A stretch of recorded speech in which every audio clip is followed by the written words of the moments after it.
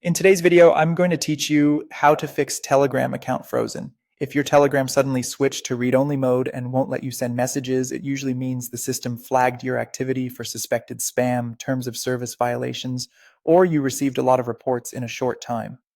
The good news is that legitimate accounts are often restored within hours to a few days once you appeal through the official channels. Here's exactly how to do that, plus how to prevent it from happening again. First, appeal directly inside Telegram using @spambot. Open Telegram, search for @spambot, and start a chat. Send the command /start or follow the on-screen prompts to begin your appeal. When asked, provide the phone number linked to your account, including your country code. Keep your explanation brief and polite, for example, that your account was mistakenly flagged and you follow the rules.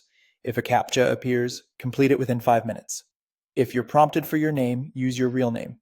If the chat times out, just repeat the process. Timing out doesn't mean you were denied. Be patient and avoid sending multiple appeals in a row. One clear submission is better than several rushed ones. Next, submit a support ticket on the web.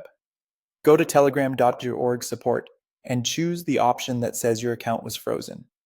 Enter your phone number with the country code, and in the description, clearly and courteously explain what happened and request a review. If you have relevant screenshots, like an in-app notice, attach them.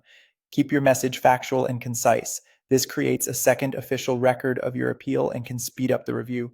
While you wait, there are a few prevention steps and best practices. In Telegram, go to Settings, then Chat Settings, and turn off the in-app browser.